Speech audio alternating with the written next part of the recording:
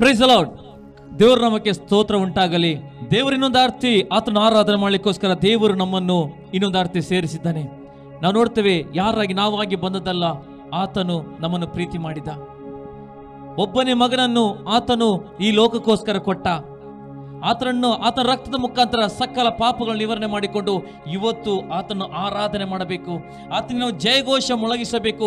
ಆತನ ನಾವು ಕೊಂಡಾಡುವರಾಗಬೇಕೆಂಬುದು ದೇವರು ಆತನ ಇಷ್ಟವುಳ್ಳನಾಗಿದ್ದಾನೆ. ಯಾಕಂದ್ರೆ ಎಲ್ಲಿ ಆರಾಧನೆ ಉಂಟು ಅಲ್ಲಿ ಬಿಡುಗಡೆ ಉಂಟು, ಎಲ್ಲಿ ಆರಾಧನೆ ಉಂಟು ಅಲ್ಲಿ ದೇವರ ಪ್ರಸನ್ನತೆ ಬರೆದು ನೋಡ್ತೇವೆ, ಎಲ್ಲಿ ಆರಾಧನೆ ಉಂಟು ಅಲ್ಲಿ ದೇವರ ಮಹಿಮೆಯು ಚಲಿಸುವುದು ನೋಡ್ತೇವೆ.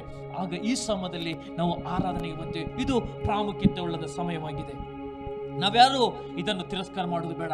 ಯಾಕಂದ್ರೆ ಈ ಅತ್ಯಮೂಲ್ಯದ ಸಮಯದಲ್ಲಿ ನಾವು ದೇವರಿಗೆ ಒಂದು ನಿರ್ದಿಷ್ಟವಾಗಿ ಆತನಿಗೆ ಅಗಮ್ಯವಾದ ದೇವರ ಆತನು ಪರಿಶುದ್ಧಳ ದೇವರಾಗಿದ್ದಾನೆ. ಆತನೊಂದು ಉತ್ಕೃಷ್ಟವುಳ್ಳ ಮಹಿಮೆಯಾಗಿ ಇಳಿದು ಬರುವ ದೇವರಾಗಿದ್ದಾನೆ. ನಾವು ಆರಾಧನೆ ಮಾಡಬೇಕಾದ್ರೆ ನಾವು ನಮ್ರವುಳ್ಳರಾಗಿದ್ದುಕೊಂಡು, ಒಂದು ಯೋಗ್ಯತೆಯುಳ್ಳರಾಗಿದ್ದುಕೊಂಡು, ನಮ್ಮನ್ನು ತಗ್ಗಿಸಿಕೊಂಡು ನಾವು ಆತನಿಗೆ ಆರಾಧನೆ ಮಾಡೋಣ. ನಾವು ಆರಾಧನೆಗೆ ಮುಂಚೆ ದೇವರ ವಾಕ್ಯದಲ್ಲಿ ಉತ್ತೇಜನಗೊಳ್ಳುವುದಾದರೆ 24ನೇ ಕೀರ್ತನೆ 1-2-3 ವಾಕ್ಯದ ಪ್ರಕಾರ ನಾವು ನೋಡುವುದಾದರೆ, ಭೂಮಿಯು ಅದರಲ್ಲಿರುವ ಸಮಸ್ತವು ಯೆಹೋವನದು, ಲೋಕವು ಅದರ ನಿವಾಸಿಗಳು ಆತನವೇ. ಆತನೇ ಅದನ್ನು ಅಸ್ತಿವಾರದ ಮೇಲೆ, ಸಾಗರದ ಮೇಲೆ ಹಾಕಿದವನು, ಅದನ್ನು ಜಲಾಶಯಗಳ ಮೇಲೆ ಸ್ಥಿರಪಡಿಸುವನು ಆತನೇ. ಹೌದು ಪ್ರಿಯರೇ, ನಾವು ನೀವು ಎಲ್ಲರೂ ಆತನ ಸೃಷ್ಟಿ. ಆತನ ಸಾರೂಪ್ಯದಲ್ಲಿ ಇವತ್ತು ಮನುಷ್ಯ ಕುಲ ಉಂಟು ಮಾಡಲ್ಪಟ್ಟಿದೆ. ನಾವು ನೋಡ್ತೇವೆ, ಇಡೀ ಆಕಾಶವು ಆತನ ಮಾತಿಗೆ ಉಂಟಾಗಿದೆ. ನಾವು ನೋಡ್ತೇವೆ, ಈ ಭೂಮಿಯು ಆತನ ಒಂದು ಮಾತಿಗೆ ಅದು ಉಂಟು ಮಾಡಲ್ಪಟ್ಟಿದೆ. ಯಾವುದೇ ಪಕ್ಷಿಗಳಾಗಿರಿ, ಪ್ರಾಣಿಗಳು, ಪ್ರತಿಯೊಂದು ಆತನಿಂದ. ಎಲ್ಲ ಸಮಸ್ತ ಕೋಡೆಯೇನೋ ಆತನೊಬ್ಬನೇ, ಅದು ಆತನ ಹೆಸರೇ ಯೇಸು ಕ್ರಿಸ್ತನು. ನಾವು ನೋಡ್ತೇವೆ, ಯೆಹೋವನ ಪರ್ವತವನ್ನು ಹತ್ತದಕ್ಕವನು ಯಾರು? ಆತನ ಪವಿತ್ರ ಸ್ಥಾನ ನಿಲ್ಲುವುದಕ್ಕೆ ಎಂತವನು ಯೋಗ್ಯನು? ಯಾವನು ಅಯೋಗ್ಯ ಕರಳೆ ಮನಸ್ಸಿಡದೆ, ಮೋಸ ಪ್ರಮಾಣ ಮಾಡದೆ, ಶುದ್ಧಾಸ್ತ, ನಿರ್ಮಲ ಮನಸ್ಸು. ನಾವು ದೇವರನ್ನ ಆರಾಧನೆ ಮಾಡಬೇಕಾದ್ರೆ ನಮ್ಮ ಮನಸ್ಸು ನಿರ್ಮಲನಾಗಿರ್ಬೇಕು. ಈ ಮನಸ್ಸಿನಲ್ಲಿ ಯಾವುದೇ ಒಂದು ಗೊಂದಲಗಳು ಅಥವಾ ಈ ಮನಸ್ಸಲ್ಲಿ ನಾನಾ ರೀತಿಯ ಕುಂದುಕೊರತೆಗಳಿದ್ದರೆ ನಾವು ಪರಿಪೂರ್ಣವಾಗಿ ದೇವರನ್ನು ನೋಡ್ಲಿಕ್ಕೆ, ಆತನ ಪ್ರಸನ್ನತೆಯಲ್ಲಿ ಭಾಗಿಯಾಗಲಿಕ್ಕೆ ಆಗುವುದಿಲ್ಲ.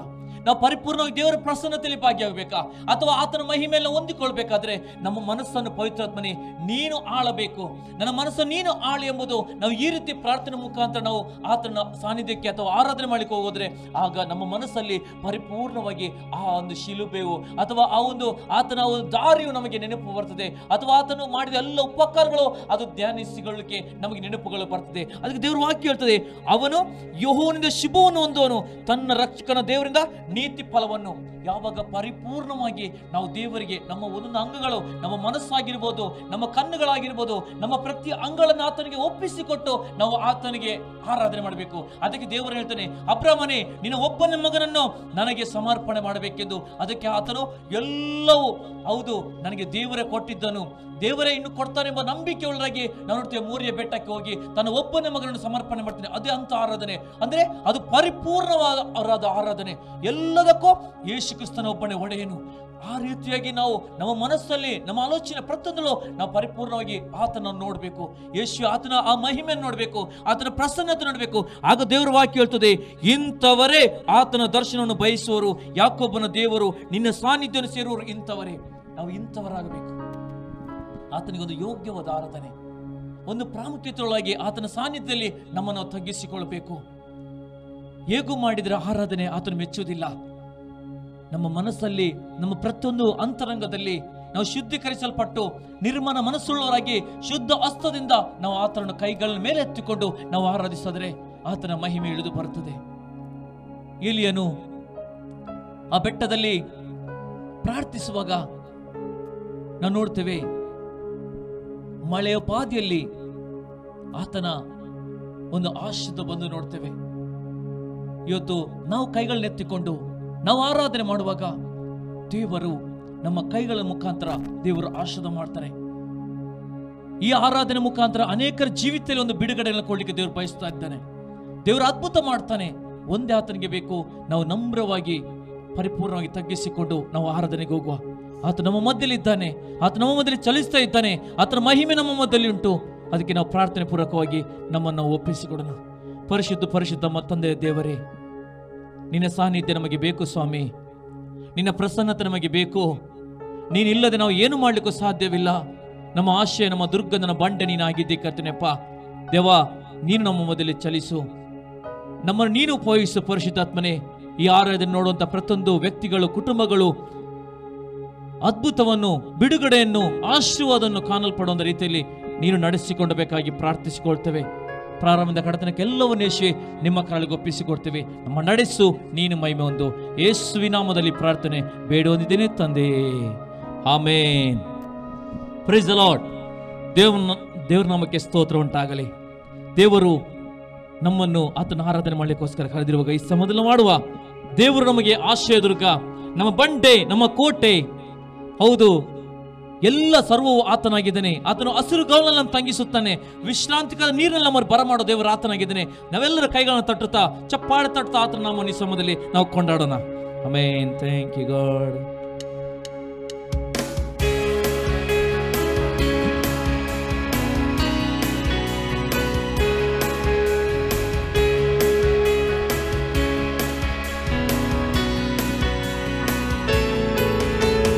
ದೇವರು ನನಗೆ ಆಶ್ರಯ ದುರ್ಗ, ಇಕ್ಕಟ್ಟಿನಲ್ಲಿಯೂ ಶ್ರೇಷ್ಠ ಸಹಾಯಕ.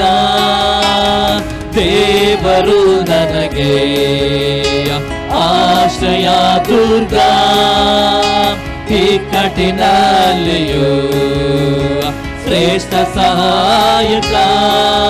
ಕಡಲಲ್ಲಿ ಗುಡ್ಡಗಳು ಮುಳುಗಿದರೂ ಭಯವಿಲ್ಲ, ಈ ಭೂಮಿ ಅಳಿದರೂ ನನಗೇನು ಭಯವಿಲ್ಲ.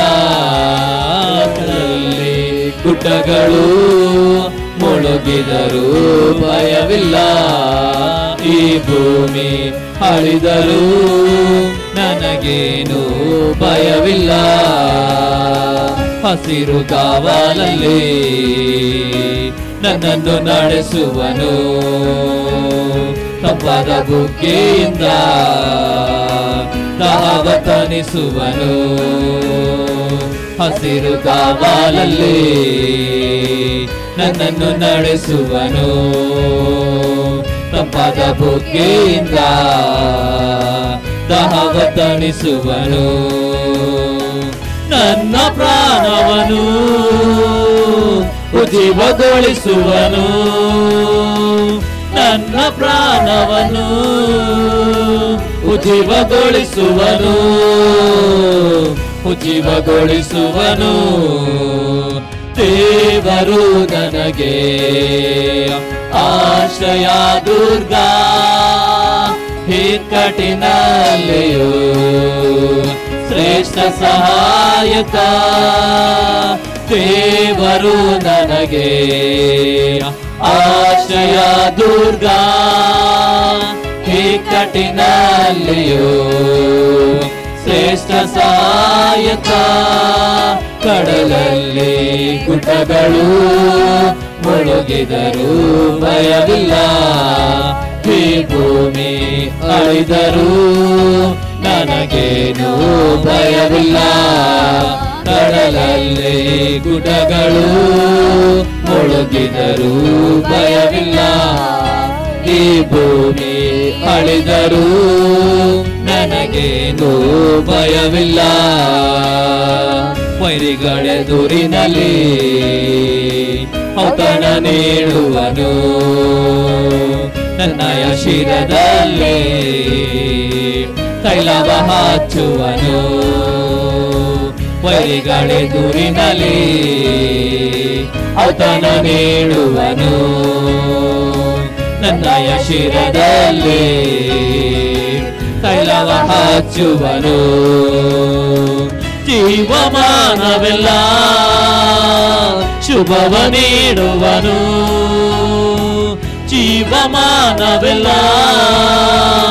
ಶುಭವ ನೀಡುವನು, ಶುಭವ ನೀಡುವನು. ದೇವರು ನನಗೆ ಆಶ್ರಯ ದುರ್ಗ, ಆಶ್ರಯ ದುರ್ಗ, ಇಕ್ಕಟ್ಟಿನಲ್ಲಿಯೂ ಶ್ರೇಷ್ಠ ಸಹಾಯಕ. ದೇವರು ನನಗೆ ಆಶ್ರಯ ದುರ್ಗ, ಇಕ್ಕಟ್ಟಿನಲ್ಲಿಯೂ ಶ್ರೇಷ್ಠ ಸಹಾಯಕ. ಕಡಲಲ್ಲಿ ಗುಡ್ಡಗಳು ಮುಳುಗಿದರೂ ಭಯವಿಲ್ಲ, ಈ ಭೂಮಿ ಅಳಿದರೂ ನನಗೇನು ಭಯವಿಲ್ಲ. ಕಡಲಲ್ಲಿ ಗುಡ್ಡಗಳು ಮುಳುಗಿದರೂ ಭಯವಿಲ್ಲ, ಈ ಭೂಮಿ ಅಳಿದರೂ ನನಗೇನು ಭಯವಿಲ್ಲ.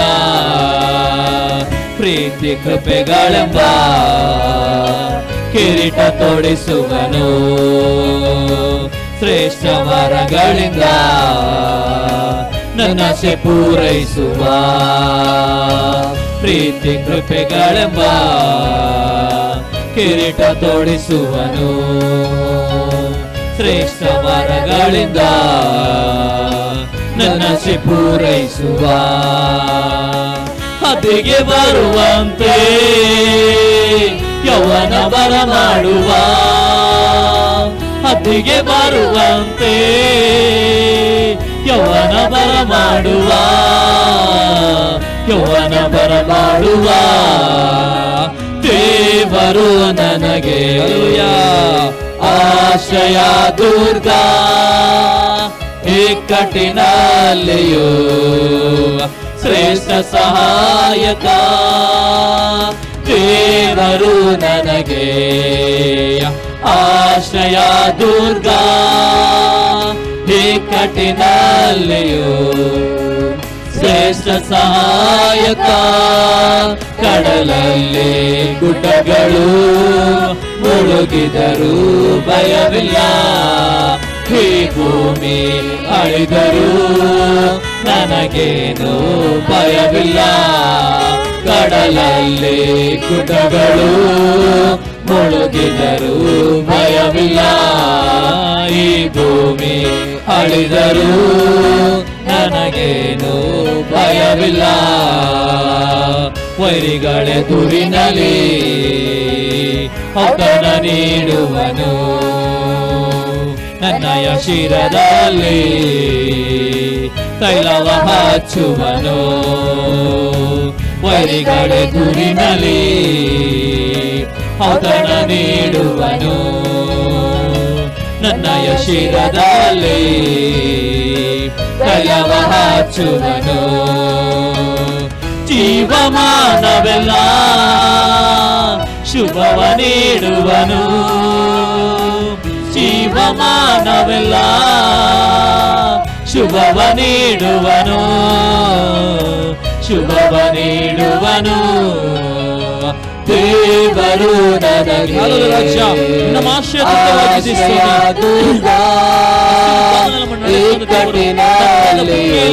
ದಾಹವನ್ನು ತಣಿಸುವಂತ ದೇವರು,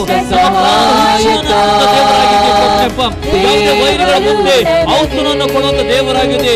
ಪ್ರೀತಿ ಕೃಪೆಗಳೆಂಬ ಕಿರೀಟವನ್ನು ಸ್ವೀಕರಿಸುವ ದೇವರಾಗಿದೆ. ಶ್ರೇಷ್ಠ ಸಹಾಯಕ.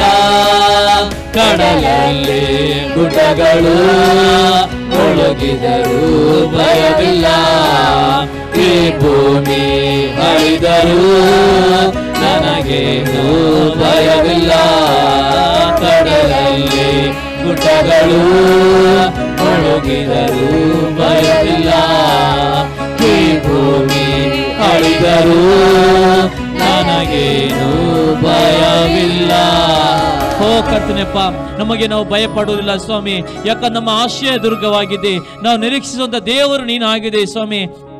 ಹೌದು ಕರ್ತನೆಪ್ಪ, ವೈರಿಗಳ ಮುಂದೆ ಔತಣವನ್ನು ಸಿದ್ಧ ಮಾಡೋ ದೇವರಾಗಿದೆ ಸ್ವಾಮಿ. ದೇವ ಪ್ರೀತಿ ಕೃಪೆಗಳೆಂಬ ಕಿರೀಟದಿಂದ ನಮ್ಮನ್ನು ಶೃಂಗರಿಸುವ ದೇವರು, ಹದ್ದಿಗೆ ಬರುವಂತೆ ಯೌವನವನ್ನು ಬರಗೊಳಿಸುವ ದೇವರು ನೀನದಕ್ಕಾಗಿ ಸ್ತೋತ್ರಲಿದ್ದೇವೆ ಸ್ವಾಮಿ. ಅದಕ್ಕೆ ನಾವು ಹೇಳ್ತೀವಿ, ನನ್ನ ಪ್ರಿಯ ಯೇಸುವೆ, ನೀನು ಎಷ್ಟು ಸುಂದರವಾಗಿದೆ ಕರ್ತನೆಪ್ಪ, ನೀನು ಎಷ್ಟೊಂದು ಒಳ್ಳೆಯ ಬಂಗಾರವಾಗಿದೆ ಕರ್ತನೆಪ್ಪ. ನೀನಿರಲು ನಮಗೆ ಭಯವಿಲ್ಲ, ನೀನಿರಲು ನಮಗೆ ಸೋಲಿಲ್ಲ, ನೀನಿರಲು ನಾವು ಧೈರ್ಯ ಕೆಡುವರಲ್ಲ, ಯಾಕಂದ್ರೆ ನೀನೇ ನಮ್ಮನ್ನು ನಡೆಸುವಂತ ತಂದೆಯಾಗಿದ್ದೆಂಬುದು ನಾವು ಈ ಸಮಯದಲ್ಲಿ ನೀನು ನಮ್ಮನ್ನು ಕೊಂಡಾಡ್ತೇವೆ ಸ್ವಾಮಿ.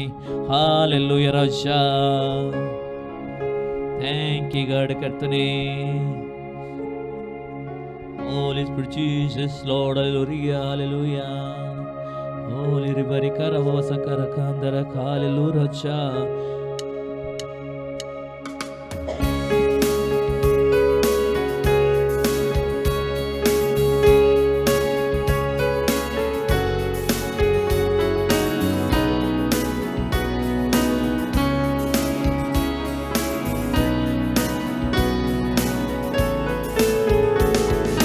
ನನ್ನ ಪ್ರಿಯ ಯೇಸುವೇ ನೀನು ಎಷ್ಟೋ ಸುಂದರ, ಬಾಳ ಬಂಗಾರ, ನನ್ನ ಬಾಳ ಬಂಗಾರ. ನನ್ನ ಪ್ರಿಯ ಯೇಸುವೇ ನೀನು ಎಷ್ಟೋ ಸುಂದರ,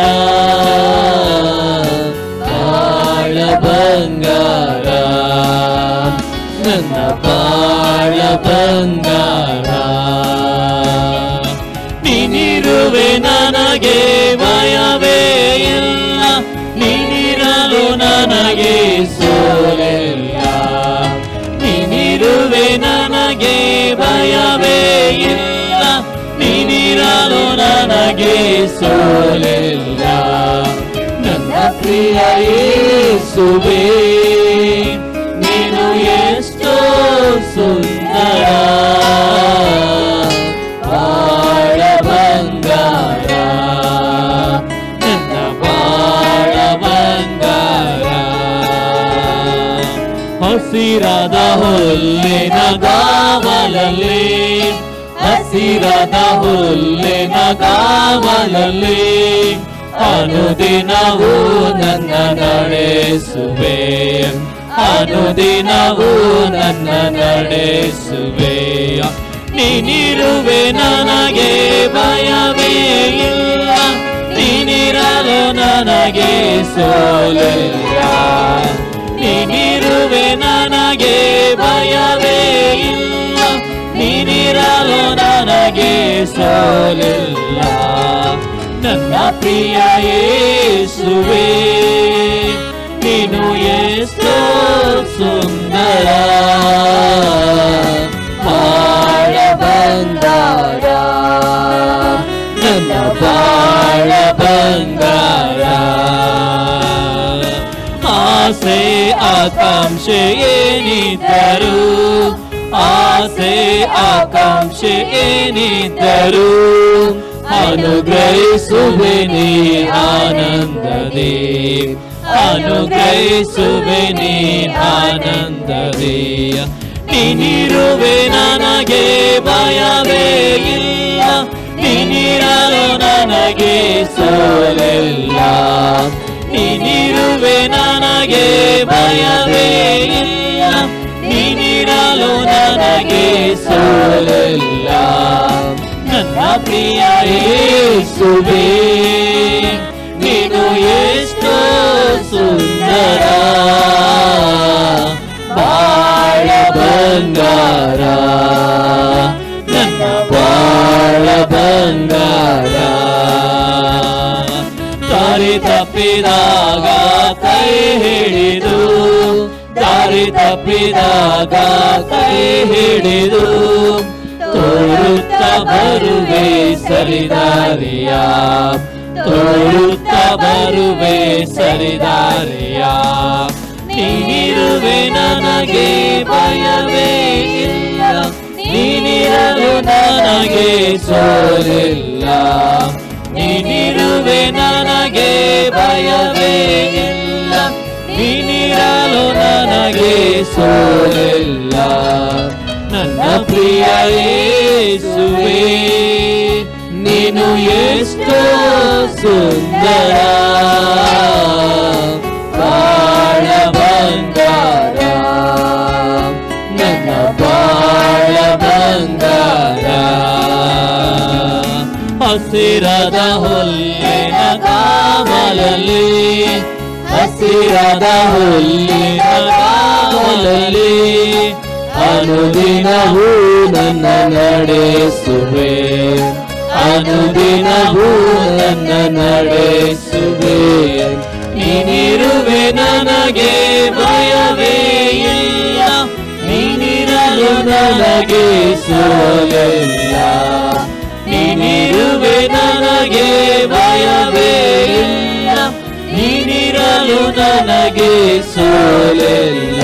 ನೀನಿರುವೆ ನನಗೆ ಭಯವೇ ಇಲ್ಲ, ನೀನಿರಲು ನನಗೆ ಸೋಲಿಲ್ಲ. ನೀನಿರುವೆ ನನಗೆ ಭಯವೇ ನನಗೆ ಸೋಲಿಲ್ಲ. ನನ್ನ ಪ್ರಿಯ ಯೇಸುವೇ, ನೀನು ಎಷ್ಟೋ ಸುಂದರ, ಬಾಳ ಬಂಗಾರ, ನನ್ನ ಬಾಳ ಓ ಯೇಸುವೇ, ನಮ್ಮ ಬಾಳ ಬಂಗಾರ ನೀನಾಗಿದೆ ಸ್ವಾಮಿ. ನೀನಿರಲು ನಾವು ಸೋಲುವುದಿಲ್ಲ, ನಾವು ಕರ್ತನಪ್ಪ ಧೈರ್ಯ ಕೆಡುವುದಿಲ್ಲ. ಯಾಕಂದ್ರೆ ನನ್ನ ಮಗನೇ ಮಗಳೇ ಎಂದು ನಮ್ಮನ್ನು ಕರೆದು ದೇವ ಒಂದು ಸ್ಥಾನದಲ್ಲಿ ಒಂದು ನೀತಿಯಲ್ಲಿ ನಮ್ಮ ನಡೆಸಿದ ದೇವರು, ನೀನಿದಕ್ಕಾಗಿ ಸ್ತೋತ್ರ ಸಲ್ಲಿಸ್ತೀವಿ ಸ್ವಾಮಿ. ಅಪ್ಪ ನಿನಗೆ ಇನ್ನೊಂದು ಆರ್ತಿ ಕರ್ತನಪ್ಪ, ಒಂದು ಮಾತು ಸಾಕು ಹೇಳಿದರೆ ದೇವ ಅವರ ಜೀವಿತದಲ್ಲಿ ಒಂದು ಬದಲಾವಣೆಗಳು. ದೇವದು ಸ್ವಾಮಿ, ಒಂದು ಮಾತು ಹೇಳಿದರೆ ಸಾಕು ಅವನ ಜೀವಿತದಲ್ಲಿ ಒಂದು ಬಿಡುಗಡೆಯಲ್ಲಿ ಕಾಣಲು ಸಾಧ್ಯ ಎಂಬುದು ದೇವ ಇನ್ನೊಂದು ಆರ್ತಿನ ವಾಕ್ಯ, ನಿನ್ನ ವಾಕ್ಯದ ಪ್ರಕಾರ ಆ ಶತಾಧಿಪತಿಯು ಹತ್ರ ದೇವದು ನೀನು ಮಾತು ಹೇಳಿದರೆ ನನ್ನ ಆಳಿಗೆ ಗುಣವಾಗುವುದು, ನೀನು ಒಂದು ಮಾತು ಆಡಿದರೆ ಸಾಕು ನನ್ನ ಆಳು ಸ್ವಸ್ಥವಾಗ್ತದೆ ಅಥವಾ ಗುಣವಾಗ್ತದೆ ಎಂಬುದು ಹೇಳ್ತದೆ. ದೇವ ಈ ಸಮಯದಲ್ಲಿ ನಿನ್ನ ಒಂದು ಮಾತು ನಮಗೆ ಬೇಕು ಸ್ವಾಮಿ. ನಿನ್ನ ಹೌದು ಸ್ವಾಮಿ, ಆ ಹೌದು ಅನೇಕ ಹೌದು ನಮ್ಮ ಹೃದಯದ ಆ ಆಳದಲ್ಲಿ ನಿನ್ನ ಆರಾಧನೆ ಮಾಡಲಿಕ್ಕೆ ಒಂದು ಮಾತಿನಿಂದ ನಮ್ಮನ್ನು ದೇವ ನೀನು ನಡೆಸಿಕೊಂಡಬೇಕಾಗಿ ಪ್ರಾರ್ಥಿಸಿಕೊಳ್ತೀವಿ. Thank you God. ಹಲ್ಲೆಲೂಯಾ ರಾಜ. Oh Jesus Lord. ಹಲ್ಲೆಲೂಯಾ ರಾಜ.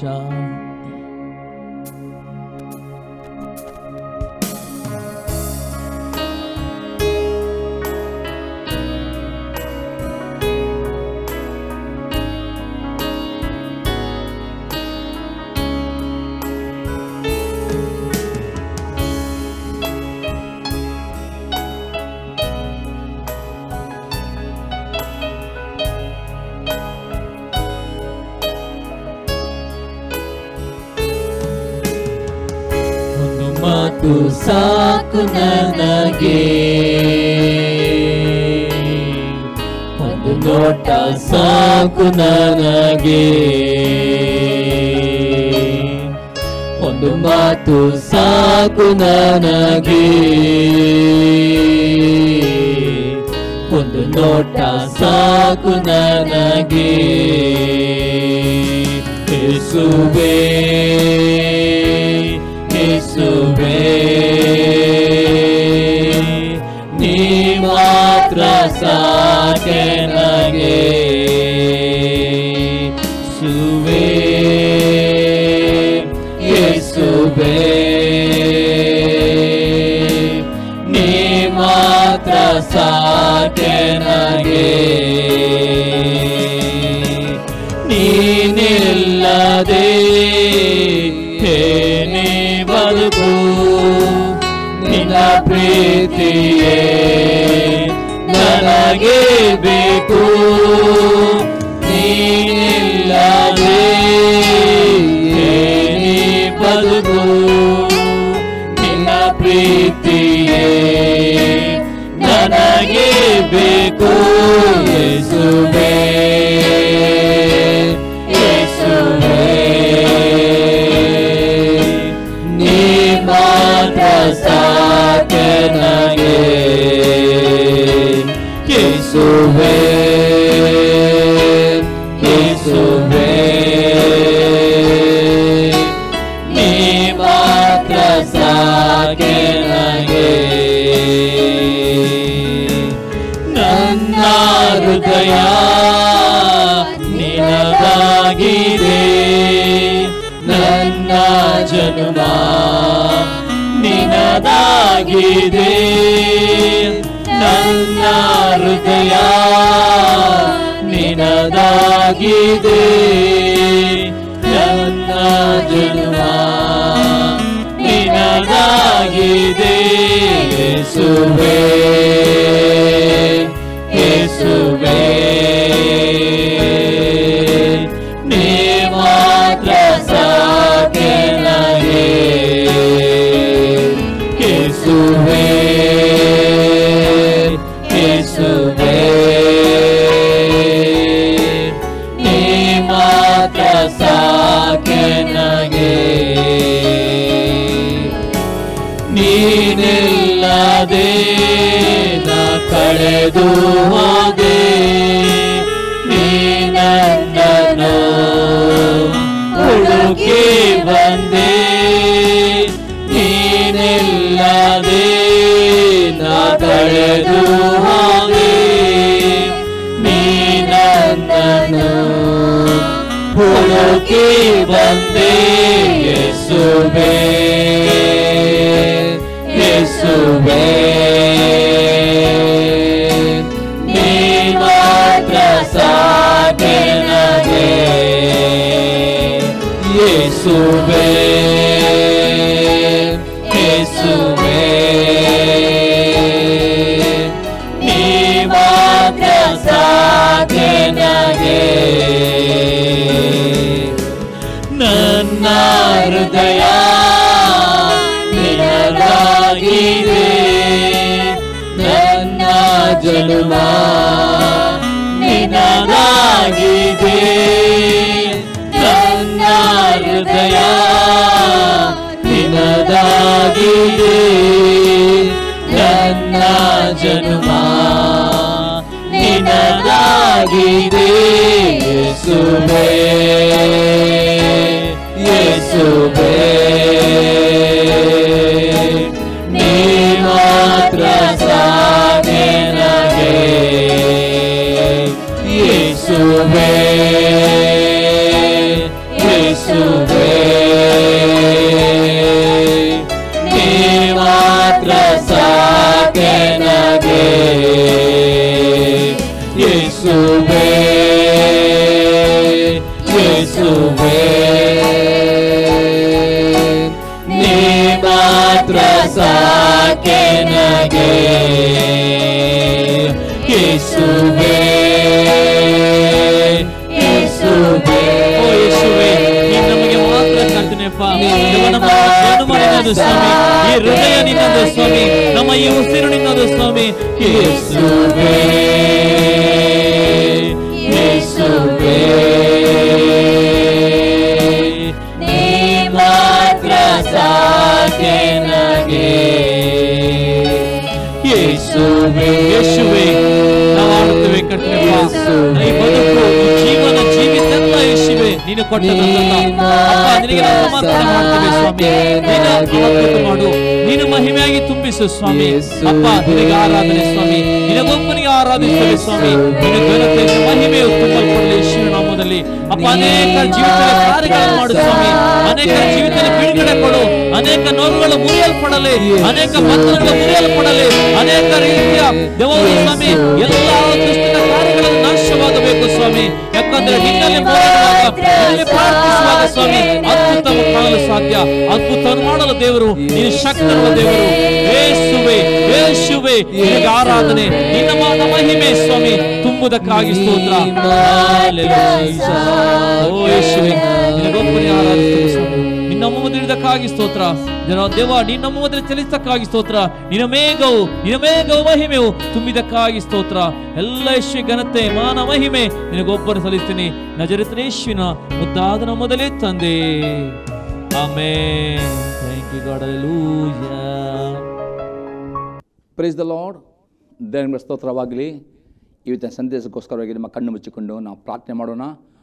ಪರಲೋಕದಲ್ಲಿರುವ ತಂದೆ ದೇವರೇ, ಯೇಸು ಕ್ರಿಸ್ತನ ನಾಮದಲ್ಲಿ ನನ್ನ ಪಾದ ಸನ್ನಿಧಾನಕ್ಕೆ ನಾವು ಬಂದಿದ್ದೇವೆ. ನಾವು ಧ್ಯಾನ ಮಾಡ್ತೀವಿ ವಾಕ್ಯಗಳನ್ನು ನಿನ್ನ ಪವಿತ್ರಾತ್ಮದಲ್ಲಿ ಅಭಿಷೇಕಿಸು. ಪವಿತ್ರಾತ್ಮ ನಿನ್ನ ಸ್ವಾಗತಿಸ್ತೇನೆ. ನಮ್ಮ ಒಳ್ಳೆಯ ಬೋಧಕು ನಿನ್ನಾಗಿದ್ದಿ. ನೀನು ನಮ್ಮ ಸಂಗಡ ಇದ್ದುಕೊಂಡು ಈ ವಾಕ್ಯದ ಮುಖಾಂತರ ನಮ್ಮ ಸಂಗಡ ಮಾತನಾಡು ಪವಿತ್ರಾತ್ಮನೇ. ಈ ಕೆಲವು ಪ್ರತಿಯೊಂದು ಆತ್ಮಗಳಿಗೆ ಜೀವವನ್ನು, ಪ್ರೋತ್ಸಾಹವನ್ನು, ಭಕ್ತಿಯ ಅಭಿವೃದ್ಧಿಯುಂಟು ಮಾಡಬೇಕು ನಾನು ಬೇಡಿಕೊಳ್ತೇನೆ ಯೇಸು ಕ್ರಿಸ್ತನ ನಾಮದಲ್ಲಿ, ಆಮೇನ್. ಇವತ್ತು ನಾವು ಧ್ಯಾನ ಮಾಡ್ತೇವೆ ಕೀರ್ತನೆ ಪುಸ್ತಕದಲ್ಲಿ 138ನೇ ಕೀರ್ತನೆಯಲ್ಲಿ 6ನೇ ವಾಕ್ಯ. ಸಾಮ್ 138 ಚಾಪ್ಟರ್ ವರ್ಸ್ 6. ಯೆಹೋವನು ಮಹೋನ್ನತನು, ಆದರೂ ದೀನರನ್ನು ಲಕ್ಷಿಸುತ್ತಾನೆ, ಗರ್ವಿಷ್ಠರನ್ನು ದೂರದಿಂದಲೇ ಗುರುತು ಹಿಡಿಯುತ್ತಾನೆ. ಇಲ್ಲಿ ದಾವೀದನು ಇಲ್ಲಿ ಹೇಳ್ತಾನೆ, ಯೆಹೋವನು ಮಹೋನ್ನತನು, ಆದರೂ ದೀನರನ್ನು ಲಕ್ಷಿಸುತ್ತಾನೆ. ಈ ದೀನರು ಎಂಬ ಪದ ಇಬ್ರು ಭಾಷೆಯಲ್ಲಿ ಅದಕ್ಕೆ ಅನೇಕ ಅರ್ಥಗಳುಂಟು. ಒಂದು ಅರ್ಥವಾಗಿದೆ, ದೀನರನ್ನು ಬಗ್ಗೆ ದೇವರು ಚಿಂತಿಸ್ತಾನೆ. ಒಂದು ಅರ್ಥವಾಗಿದೆ, ದೀನರ ಬಗ್ಗೆ ದೇವರು ಚಿಂತಿಸ್ತಾನೆ. ಇನ್ನೊಂದು ಅರ್ಥವಾಗಿದೆ, ದೀನರನ್ನು ದೇವರು ಅಪ್ಪಿಕೊಳ್ಳುತ್ತಾನೆ. ಮೂರನೇ ಅರ್ಥವಾಗಿದೆ, ದೀನರನ್ನು ದೇವರು ಗೌರವಿಸ್ತಾನೆ. ಮತ್ತು ನಾಲ್ಕನೇ ಅರ್ಥವಾಗಿದೆ, ದೀನರೊಟ್ಟಿಗೆ ಆತನು ಸಂಬಂಧವನ್ನು ಅಥವಾ ಅನ್ಯತೆಯನ್ನು ಇಡುತ್ತಾನೆ. ಈ 4 ಅರ್ಥಗಳು ಒಳಗೊಂಡಿವೆ ಅಥವಾ 4 ಆಶಯಗಳು ಸಿಗ್ತವೆ ಇಲ್ಲಿ. ಇವನು ಮೌನತನು, ಆದರೆ ದೀನರು ಲಕ್ಷಿಸುತ್ತಾನೆ ಎಂಬ ಈ ಪದಕ್ಕೆ, ಲಕ್ಷಿಸುವ ಪದಕ್ಕೆ 4 ಅರ್ಥಗಳು ಉಂಟು. ಈ ಒಂದು ದೇವರು ನಿಮ್ಮ ಬಗ್ಗೆ ಚಿಂತೆ ಮಾಡಬೇಕಾ? ದೇವರು ನಿಮ್ಮನ್ನು ಅಪ್ಪಿಕೊಳ್ಳಬೇಕಾ? ದೇವರು ನಿಮ್ಮನ್ನು ಗೌರವಿಸಬೇಕಾ? ಅದು ದೇವರು ನಿಮ್ಮ ಸಂಗಡ ಯಾವಾಗಲೂ ಆತನ ಒಂದು ಪ್ರಸನ್ನತೆ ಅನುಭವ ಮಾಡಬೇಕಾ? ಆಗದೆ ಒಂದು ದೀನರು ಆಗಬೇಕು. ಆ ದೀನತೆ ಎಂದರೆ ಏನು? ಅದರ ಕುರಿತು ನಾವು ಕೆಲಸ ನೋಡೋ ಪ್ರೇರೆ. ನಾವು ಒಂದು ಅರ್ಥವಾಗಿದೆ ಪಶ್ಚಾತ್ತಾಪದ ಹೃದಯ. ನಾವು ನೋಡ್ತೇವೆ ಕೀರ್ತನೆ 51 ಅದರಲ್ಲಿ 17ನೇ ವಾಕ್ಯ. Psalm 51 verse 17.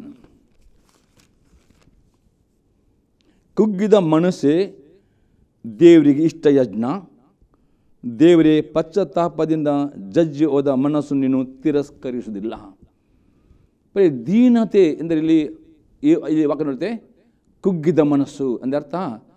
ಇಲ್ಲಿ ದಾವೀದನು ಪ್ರೇರೆ ವ್ಯಭಿಚಾರ ಪಾಪ ಮಾಡಿ, ವ್ಯಭಿಚಾರ ಮಾಡಿದ ಹೆಂಡತಿಯ ಗಂಡನನ್ನು ಕೊಲೆ ಮಾಡಿ 2 ಪಾಪ ಮಾಡಿದ ಈ ದಾವೀದನು ತನ್ನ ಅರಮನೆಯಲ್ಲಿ ನಿಶ್ಚಿಂತನಾಗಿ ವಾಸ ಮಾಡುವ ಸಮಯದಲ್ಲಿ ದೇವರು ನಾತನೆಂಬ ಪ್ರವಾದಿಯನ್ನು ದಾವೀದನ ಬಳಿ ಕಲಿಸುತ್ತಾನೆ.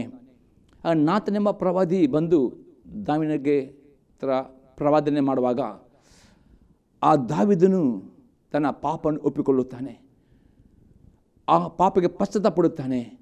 ಅಷ್ಟೇ ಅಲ್ಲದೆ ದೇವರ ಹತ್ರ ಹೊಡಂಬಡಿಕೆ ಮಾಡ್ತಾನೆ. ದೇವ, ಇನ್ನು ಮುಂದೆ ನಾನು ಸಾಯುವ ತನಕ ಈ ಪಾಪ ನಾನು ಮಾಡೋದು, ವ್ಯಭಿಚಾರ ಇನ್ನು ನಾನು ಮಾಡುವುದಿಲ್ಲ, ಇನ್ನು ನಾನು ಯಾರನ್ನು ಕೊಲೆ ಮಾಡೋದಿಲ್ಲ ಅಂಥ ಒಂದು ರೀತಿಯನ್ನು ಪಶ್ಚಾತ್ತಾಪಡುತ್ತಾನೆ. ಈ ಹೃದಯ ಪ್ರೇರೆ, ಇಂಥ ಪಶ್ಚಾತ್ತಾಪ ಹೃದಯ ದೇವರು ಮೆಚ್ಚುತ್ತಾನೆ. ಅನೇಕರು ಪಾಪವನ್ನು ಒಪ್ಪಿಕೊಳ್ಳುತ್ತಾರೆ, ಆದರೆ ಪಾಪ ಜೀವನ ಬಿಟ್ಟು ಬಿಡುವುದಿಲ್ಲ. ಅದು ಪಶ್ಚಾತ್ತಾಪಲ್ಲ. ದೀನತೆ ಅರ್ಥ ಏನು ನೋಡಿ? ದೇವರು ನಿಮ್ಮ ಎಲ್ಲ ಪಾಪಗಳನ್ನು ದೇವರ ಕಣ್ಣಿಗೆ ಅದು ಮರೆಯಾಗಿರುವುದಿಲ್ಲ. ದೇವರ ಆತ್ಮನು ಎಲ್ಲ ಕಡೆಯಲ್ಲಿ ಆತನಿದ್ದಾನೆ. ನೀವು ಎಷ್ಟು ಅಡಗಿಕೊಂಡು ಪಾಪ ಮಾಡಿದರೂ ಸಹ ದೇವರ ದೃಷ್ಟಿಗೆ ಅದು ಬಿದ್ದೇ ಇರುತ್ತದೆ. ನೀವು ದೇವರ ಸಭೆಗೆ ದೇವರನ್ನ ಆರಾಧನೆ ಮಾಡಲಿಕ್ಕೆ ಬರುವಾಗ, ಅದೇ ಟಿ ವಿ ಮತ್ತು ದೇವರ ವಾಕ್ಯನ ಕೇಳುವಾಗ, ಅದನ್ನು ಓದುವಾಗ ದೇವರ ಆತ್ಮನು ವಾಕ್ಯದ ಮುಖಾಂತರ ನಿಮ್ಮ ಪಾಪವನ್ನು ತೋರಿಸ್ಕೊಡ್ತಾನೆ. ದೇವರ ಕೆಲವೊತ್ತರಿ ತನ್ನ ಸಭೆಯಲ್ಲಿ ದೇವರ ಪ್ರವಾದನೆ ವರದ ಮುಖಾಂತರ ಅಥವಾ ಪ್ರವಾದಿಗಳು ಬಂದರೆ ದೇವರು ಪಾಪಗಳನ್ನು ಖಂಡಿಸುತ್ತಾನೆ. ಆಗ ದೇವರ ಆತ್ಮನು ಪ್ರೇರೆ ನಿಮ್ಮಲ್ಲಿರೋ ಪಾಪದ ಬಗ್ಗೆ ನಿಮಗೆ ಮನವರಿಕೆಯನ್ನು ಕೊಡುವಾಗ ನೀವು ಬರೀ ಪಾಪವನ್ನು ಬರೀ ಹೌದೊಂದು ಒಪ್ಪಿಕೊಳ್ಳುತ್ತೀರೋ, ಅಥವಾ ದೇವರು ಇನ್ನು ಮುಂದೆ ಈ ಪಾಪದ ಸ್ವಭಾವವನ್ನು, ಈ ಪಾಪವನ್ನು ಬಿಟ್ಟೇ ಬಿಡುತ್ತೇನೆ, ನಾನು ನಿನ್ನ ಹತ್ರ ನಿನಗೆ ನಾನು ಪ್ರತಿಜ್ಞೆ ಮಾಡ್ತೇನೆ, ಇನ್ನು ಸಾಯುವವರೆಗೂ ನಾನು ಈ ಪಾಪವನ್ನು ಮಾಡುವುದಿಲ್ಲ ಎಂಬುದಾಗಿ ಈ ಒಂದು ಒಡಂಬಡಿಕೆ ಮಾಡುವುದಕ್ಕೆ ಅಂಥವರಿಗೆ ಹೇಳುವುದು ದೀನರು ಅಥವಾ ಕುಗ್ಗಿದ ಮನಸ್ಸು. ಇದು ದೇವರಿಗೆ ಇಷ್ಟವಾದ ಯಜ್ಞ. ಈ ರೀತಿ ಕುಗ್ಗಿದವರ ಬಗ್ಗೆ ಇಲ್ಲಿ ದಾವೀದನ ದೇವರು ಗೌರವಿಸುತ್ತಾನೆ. ಅವನಿಗೆ ಸಿಕ್ಕಿದ ರಿವಾರ್ಡ್ ಈ ಪಶ್ಚಾತ್ತಾಪ ನಿಮಿತ್ತವಾಗಿ ಇನ್ನೂ ದೇವರು ದಾವೀದನ್ನು ಇನ್ನೂ ಅವನು ಅಭಿಷೇಕ ಮಾಡಿ, ಅಪೊಸ್ತಲಕೃತ್ಯದಲ್ಲಿ ನಾವು ಓದುವಾಗ ಅಪೊಸ್ತಲಕೃತ್ಯ 13ನೇ ಅಧ್ಯಾಯದಲ್ಲಿ 22ನೇ ವಾಕ್ಯದಲ್ಲಿ ದೇವರು ದಾವೀದನ ಬಗ್ಗೆ ಹೇಳ್ತಾನೆ, ಇವನು ನನ್ನ ಹೃದಯಕ್ಕೆ ಒಪ್ಪುವ ಮನಸ್ಸು ಎಂಬುದಾಗಿ. ಆ ರೀತಿ ದೇವರು ದಾವೀದನನ್ನು ಗೌರವಿಸಿದನು. ಇವತ್ತು ದೇವರ ಆತ್ಮನ ಹೇಳ್ತಾನೆ, ಅನೇಕರು ಪಾಪ ಮಾಡಿದ ನಿಮಿತ್ತವಾಗಿ ನಿಮ್ಮ ಜೀವಿತದಲ್ಲಿ ಇದನ್ನು ಅನೇಕರು ನಿಮ್ಮ ಜೊತೆಲಿ ಗುಪ್ತವಾಗಿ ಕೆಲವು ಪಾಪ ಮಾಡಿದವರಿದ್ದಾರೆ. ಕೆಲವರು ಹೆಂಡತಿಗೆ ಗೊತ್ತಿಲ್ಲದೆ ಕೆಲವು ಗಂಡನ ವ್ಯಭಿಚಾರ ಪಾಪ ಮಾಡಿದವರಿದ್ದಾರೆ. ಕೆಲವು ಹೆಂಡತಿಯರು ಗಂಡ ಗೊತ್ತಿಲ್ಲದೆ ವ್ಯಭಿಚಾರ ಮಾಡಿದ್ರು. ಇಂಥ ಅನೇಕರು ಸಂದರ್ಭಗಳು ಅನೇಕ ಇದರಲ್ಲಿ ನೀವು ಪಾಪ ಮಾಡಿಕೊಂಡು ಪಾಪ ಮುಚ್ಚಿಕೊಂಡಿದ್ದೀರಿ. ಅದಕ್ಕೋಸ್ಕರ ನಿಮ್ಮ ಜೀವಿತದಲ್ಲಿ ಆಶೀರ್ವಾದ ಎಷ್ಟು ನೀವು ಒದ್ದಾಡಿದರೂ ಆಶೀರ್ವಾದ ಬರೋದಿಲ್ಲ, ಆರ್ಥಿಕ ಸಮೃದ್ಧಿ ಬರೋದಿಲ್ಲ, ರೋಗ ಗುಣವಾಗದೆ ಇಂತಹ ಒಂದು ಪರಿಸ್ಥಿತಿಯಲ್ಲಿ ಇದ್ದೀರಿ ಎಂಬ ದೇವರ ಆತ್ಮನನ್ನು ತೋರಿಸ್ತಾ ಇದ್ದಾನೆ ಪ್ರೇರೆ. ಅದು ದೇವರ ಆತ್ಮನನ್ನು ನಿಲ್ತಾನೆ. ದೇವರು ಮೌನತನು ಆ ದೀನನ್ನು ರಕ್ಷಿಸ್ತಾನೆ, ಆದರೆ ಗರ್ವಿಷ್ಠರನ್ನು ಆತನು ಹಾಗೆ ಮಾಡುತ್ತಾನೆ. ಇವತ್ತು ದೇವರು ನಿಮ್ಮನ್ನು ಲಕ್ಷಿಸಬೇಕಾ? ನಿಮ್ಮ ಬಗ್ಗೆ ಚಿಂತೆ ಮಾಡಬೇಕಾ? ಹಾಗಾದರೆ ಈ ದಿನ ಪ್ರೇರೆ ಪವಿತ್ರ ಆತ್ಮನು ಈ ಸಂದರ್ಭದ ಮುಖಾಂತರ ನಿಮ್ಮಲ್ಲಿರುವ ಯಾವುದೇ ಒಂದು ರೀತಿಯಲ್ಲಿ ನೀವು ಈ ದಾವೀದನ ಹಾಗೆ ವ್ಯಭಿಚಾರ ಪಾಪ ಮಾಡಿ ವ್ಯಭಿಚಾರ ಪಾಪ ಮುಚ್ಚುವುದಕ್ಕೆ ನೀವು ಕೊಲೆ ಅಥವಾ ಗರ್ಭಪಾತ, ಅನೇಕರು ಪ್ರೇರೆ ವ್ಯಭಿಚಾರ ಮಾಡಿ ಗರ್ಭಪಾತ ಮಾಡುವುದಾದರೆ, ಇಂಥ ಯಾವುದೇ ಪಾಪ ಮಾಡಿಕೊಂಡು ನೀವು ಮುಚ್ಚಿಡುವುದಾದರೆ ಇವತ್ತು ದೇವರ ಆತ್ಮನ ಹೇಳ್ತಾನೆ ಪ್ರೇರೆ ಪಶ್ಚಾತ್ತಾಪ ಪಡಬೇಕು. ಗರ್ಭಪಾತವು ಅದು ಒಂದು ಕೊಲೆ ಆಗಿದೆ. ವ್ಯಭಿಚಾರ ಪಾಪವು ಅಸಹ್ಯವಾಗಿದೆ. ವ್ಯಭಿಚಾರ ಪಾಪ ಅನೇಕ ಅರ್ಥಗಳುಂಟು. ನೀವು ಶಾರೀರಿಕ ವ್ಯಭಿಚಾರ ಮಾಡದೆ ಕಣ್ಣಿನಲ್ಲಿ ಬ್ಲೂ ಫಿಲ್ಮ್ ಪೋರ್ನೋಗ್ರಫಿ ನೋಡುವುದಾದರೆ ಅದು ವ್ಯಭಿಚಾರವಾಗಿದೆ. ನೀವು ಮಾಡುವ ಮಾಸ್ಟರ್ಬೇಷನ್ ರೀತಿಯೆಲ್ಲ ಅನೇಕ ಪಾಪಗಳು ವ್ಯಭಿಚಾರಕ್ಕೆ ಕಾರಣವಾಗಿವೆ. ಇಂಥ ಪಾಪಗಳಲ್ಲಿ ನೀವು ಜೀವಿಸುವುದಾದರೆ ಈ ದಿನ ದೇವರ ಆತ್ಮನು ತನ್ನ ವಾಕ್ಯದ ಮುಖಾಂತರ ಮಾತನಾಡುವಾಗ ದಾವೀದನಾಗೆ, ದೇವ ನಾನು ನನ್ನ ಪಾಪಕ್ಕೆ ಪಶ್ಚಾತ್ತಾಪಡುತ್ತೇನೆ, ಒಪ್ಪಿಕೊಳ್ಳುತ್ತೇನೆ, ಇನ್ನು ನಾನು ಇಂಥ ಪಾಪವನ್ನು ನನ್ನ ಜೀವನ ಪರ್ಯಂತ ಮಾಡುವುದಿಲ್ಲ ಎಂಬುದಾಗಿ ಮಾತು ಕೊಡುವುದಾದರೆ ದೇವರಿರ್ತಾರೆ ಇಂಥ ಹೃದಯ, ದೀನ ಹೃದಯ, ಇಂಥವರನ್ನು ದೇವರು ಪ್ರೇರೆ ಗೌರವಿಸುತ್ತಾನೆ. ನಿಮ್ಮೊಟ್ಟಿಗೆ ಪ್ರೇರೆ ದಾವೀದನು ಪಾಪದ ನಿಮಿತ್ತವಾಗಿ ಆ ರಕ್ಷಣೆ ಆನಂದವನ್ನು ಕಳೆದುಕೊಂಡನು. ಪಶ್ಚಾತ್ತಾಪ ಪುನಃ ಅವನ ರಕ್ಷಣೆ ಆನಂದವನ್ನು ನೀವು ಅನೇಕರು ಪಾಪ ನಿಮಿತ್ತ ಮೇಲೆ ರಕ್ಷಣೆ ಆನಂದಿಲ್ಲ. ಪಾಪ ನಿಮಿತ್ತ ಮೇಲೆ ಪವಿತ್ರಾತ್ಮನ ಅಭಿಷೇಕದ ಕೊರತೆಯಲ್ಲಿದ್ದೀರಿ. ಪವಿತ್ರ ಪ್ರಸನ್ನತೆಯನ್ನು ಅನುಭವ ಮಾಡೋದಿಲ್ಲ. ಅದು ಪಶ್ಚಾತ್ತಾಪ ಈ ರೀತಿ ಪಶ್ಚಾತ್ತಾಪ ಪುನಃ ನಿಮ್ಮ ಪವಿತ್ರಾತ್ಮ ಅನ್ಯತೆ, ಅಭಿಷೇಕ, ಆನಂದ, ಗೌರವ ನಿಮ್ಮ ಬಗ್ಗೆ ಚಿಂತಿಸ್ತಾನೆ ಪ್ರೇರೆ. ಅದು ಈ ರೀತಿಯ ಪಶ್ಚಾತ್ತಾಪ ಪಡುವುದು ದೇವರಿಗೆ ಬೇಕು ಪ್ರೇರೆ. ಇನ್ನೊಂದು ಎಕ್ಸಾಂಪಲ್ ನೋಡೋ ಪ್ರೇರೆ, 2ನೇ ಪೂರ್ವಕ ವರ್ತಮಾನ ಕಾಂಡ 7ನೇ ಅಧ್ಯಾಯದಲ್ಲಿ 13 ಮತ್ತು 14ನೇ ವಾಕ್ಯ. 2 Chronicles chapter 7 verse 13 and 14 verse. ನಾನು ಆಕಾಶವನ್ನು ಮಳೆಗರೆದಂತೆ ಮುಚ್ಚುವಾಗಲೂ, ದೇಶವನ್ನು ತಿಂದು ಬಿಡುವುದಕ್ಕೆ ಮಿಡತೆಗಳನ್ನು ಕಳುಹಿಸುವಾಗಲೂ, ನನ್ನ ಪ್ರಜೆಯ ಮೇಲೆ ಘೋರ ವ್ಯಾಧಿಯನ್ನು ಬರ ಮಾಡುವಾಗಲೂ, ನನ್ನ ವಿರುದ್ಧ ನನ್ನ ಪ್ರಜೆಗಳು ತಮ್ಮನ್ನು ತಗ್ಗಿಸಿಕೊಂಡು ತಮ್ಮ ಕೆಟ್ಟ ನಡತೆಯನ್ನು ಬಿಟ್ಟು ತಿರುಗಿಕೊಂಡು ನನ್ನನ್ನು ಪ್ರಾರ್ಥಿಸಿ ನನ್ನ ದರ್ಶನವನ್ನು ಬಯಸುವುದಾದರೆ ನನ್ನ ಪರಲೋಕದಿಂದ ಲಾಲಿಸಿ ಅವರ ಪಾಪಗಳನ್ನು ಶ್ರಮಿಸಿ ಅವರ ದೇಶದಲ್ಲಿ 6 ಗಂಟೆ ದಯ ಪಾಲಿಸುವೆನು. ಇಲ್ಲಿ ಸೊಲೊಮೋನನು ಹೇಳ್ತಾನೆ, ನೀವು ಅನೇಕರು ಪ್ರಾರ್ಥನೆ ಮಾಡೋದು ನಿಮಗೆ ಆಶೀರ್ವಾದ ಇಲ್ಲ. ನಿಮ್ಮ ಪ್ರಾರ್ಥನೆ ಪರಲೋಕ ಮುಟ್ಟದ ಅಂಥ ರೀತಿಯಲ್ಲಿ ಆಕಾಶವು ನಿಮಗೆ ಮಳೆ ಸುರಿದಂಥ ಅಂಥ ಅನುಭವದಲ್ಲಿ ಕೆಲವರು ಹೋಗ್ತಾ ಇದ್ದೀರಿ. ನಿಮ್ಮ ಬಿಸ್ನೆಸ್ ನಷ್ಟ ಆಗ್ತಾ ಉಂಟು, ಸಾಲ ಜಾಸ್ತಿ ಆಗ್ತಾ ಉಂಟು, ವ್ಯಾಧಿ ಪೀಡಿತರಾಗಿದ್ದೀರಿ, ಮದ್ದು ಮಾಡಿದ್ರೆ ಗುಣವಾಗಿದೆ ಜಾಸ್ತಿ. ಇಂಥ ಪರಿಸ್ಥಿತಿ ಇದ್ದವರು ಇಲ್ಲಿ ಸೊಲೊಮೋನನೇ, ನೀವು ಕುಟುಂಬವಾಗಿ ವೈಯಕ್ತಿಕವಾಗಿ ಉಪವಾಸದೊಡನೆ ನಿಮ್ಮ ಶರೀರವನ್ನು ಸಂಪೂರ್ಣ ದೇವರನ್ನು ತಗ್ಗಿಸಿಕೊಂಡು ಪಶ್ಚಾತ್ತಾಪದೊಡನೆ, ಹೌದೇವ ನನ್ನ ಪಾಪಕ್ಕೆ ನಾನು ಪಶ್ಚಾತ್ತಾಪ ಪಡುತ್ತೇನೆ, ಪಾಪ ಅದನ್ನು ಬಿಟ್ಟು ಬಿಡುತ್ತೇನೆ, ಇನ್ನು ನನಗೆ ಕಡೆತನಕ ನಾನು ವಿಧೇಯನಾಗುತ್ತೇನೆ ಎಂಬುದಾಗಿ ಇಂಥ ರೀತಿಯಲ್ಲಿ ನೀವು ಬಂದು ಪ್ರಾರ್ಥನೆ ಮಾಡುವುದಾದರೆ ದೇವರು ನಿಮ್ಮ ಪ್ರಾರ್ಥನೆ ಕೇಳುತ್ತಾನೆ. ನಿಮಗೆ ಮುಚ್ಚಲ್ಪಟ್ಟ ಪರಲೋಕ ಬಾಗಿಲು ತೆರೆಯಲ್ಪಡುತ್ತದೆ, ಮುಚ್ಚಲ್ಪಟ್ಟ ಆಶದ ಬಾಗಿಲು ತೆರೆಯಲ್ಪಡುತ್ತವೆ, ಮುಚ್ಚಲ್ಪಟ್ಟ ಕೆಲಸದ ಬಾಗಿಲು ತೆರೆಯಲ್ಪಡುತ್ತವೆ, ಆರ್ಥಿಕ ಸಮೃದ್ಧಿಯ ಬಾಗಿಲು ತೆರೆಯಲ್ಪಡುತ್ತದೆ. ನಿಮ್ಮ ನಷ್ಟವಾದ ಬಿಸ್ನೆಸ್ ಪುನಃ ದೇವರು ಪುನರ್ಜೀವನ ಮಾಡುತ್ತಾನೆ. ನಿಮ್ಮಲ್ಲಿದ್ದ ವ್ಯಾಧಿಯು ಅದ್ಭುತವಾಗಿ ಗುಣಮುಖವಾಗ್ತದೆ. ಈ ರೀತಿಯ ಆಶೀರ್ವಾದ, ಬಿಡುಗಡೆ, ನಿಮ್ಮ ಕಣ್ಣಿನ ಪ್ರಾರ್ಥನೆ ಉತ್ತರ ಕೊಡುತ್ತಾನೆ. ಹಾಗಾದರೆ ಪ್ರೇರೆ ಇಂಥ ಒಂದು ಪಶ್ಚಾತ್ತಾಪ ಇದೆ.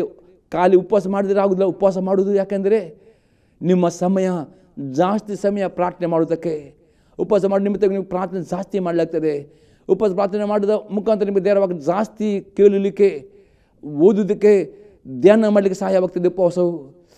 ಈ ಉಪವಾಸ ಮಾಡಿದ ಮುಖಾಂತರ ನಿಮ್ಮ ಹೃದಯದಲ್ಲಿ ಆ ಒಂದು ಪಾಪ ಎಂಬ ಒಂದು ಪಶ್ಚಾತ್ತಾಪ ಬರ್ತದೆ. ಅದಕ್ಕೆ ಉಪವಾಸ ಮಾಡೋದು. ಅದೇ ಉಪವಾಸ ಮಾಡಿ ಒಂದೇ ಪಶ್ಚಾತ್ತಾಪ ಪಡೆದಿದ್ದಾರೆ ಪ್ರೇರೆ ದೇವರು ಪ್ರಾರ್ಥನೆ ಕೇಳಿದ್ರೆ ಇಲ್ಲದೆ ನನ್ನ ವಿರುದ್ಧ ಪ್ರಜೆಗಳು ತಮ್ಮನ್ನು ತಗ್ಗಿಸಿಕೊಂಡು ತಮ್ಮ ಕೆಟ್ಟ ನಡತೆಯನ್ನು ಬಿಟ್ಟು ತಿರುಗಿಕೊಳ್ಳುವುದಾದರೆ ಮಾತ್ರವೇ ದೇವರು ಪರಲೋಕದಿಂದ ನಮ್ಮ ಪ್ರಾರ್ಥನೆ ಲಾಲಿಸಿಕೊಂಡು ನಿಮ್ಮ ಕುಟುಂಬದಲ್ಲಿ, ನಿಮ್ಮ ಸಭೆಯಲ್ಲಿ, ನಿಮ್ಮ ದೇಶದ ಆರೋಗ್ಯವನ್ನು ಆಶೀರ್ವಾದ ಪಾಲಿಸ್ತಾನೆ ಪ್ರೇರೆ. ಹಾಗಾದರೆ ಇಂಥ ದೀನ ಹೃದಯ ನಿಮ್ಮಲ್ಲಿ ನೋಡಲಿಕ್ಕೆ ದೇವರು ಬಯಸ್ತಾನೆ. ದೇವರ ಸ್ನೇಹಿತು ಹೇಳುವನಾಗಿದ್ದಾನೆ ಪ್ರೇರೆ.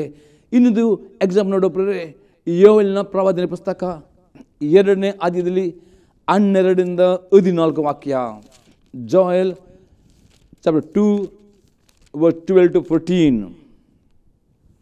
ಯೆಹೋವನು ಇಂತೆನ್ನುತ್ತಾನೆ, ಈಗಲಾದರೂ ನೀವು ಮನಪೂರ್ವಕವಾಗಿ ನನ್ನ ಕಡೆಗೆ ತಿರುಗಿಕೊಂಡು ಉಪವಾಸ ಮಾಡಿರಿ, ಅಲಿರಿ, ಗೋಳಾಡಿರಿ, ನಿಮ್ಮ ಬಟ್ಟೆಗಳನ್ನೆಲ್ಲ ನಿಮ್ಮ ಹೃದಯಗಳನ್ನು ಹರಿದುಕೊಂಡು ನಿಮ್ಮ ದೇವರ ದೇವನ ಕಡೆಗೆ ತಿರುಗಿಕೊಳ್ಳಿರಿ. ಪುನಃ ಇಲ್ಲಿ ಯೋವೇಲ ಪ್ರವಾದಿ ಈಗಿನ ದಿನಗೋಸ್ಕರ ಈಗಿನ ದಿನಗಳು ನೋಡ್ತೇವೆ. ಈ ಯೋವೇಲ ಪುಸ್ತಕದಲ್ಲಿ ಪ್ರಕಾರವಾಗಿ ಅನೇಕರು ತಮ್ಮ ವ್ಯಾಪಾರದಲ್ಲಿ ಕುಂದು ಹೋಗ್ತಾ ಇದ್ದಾರೆ.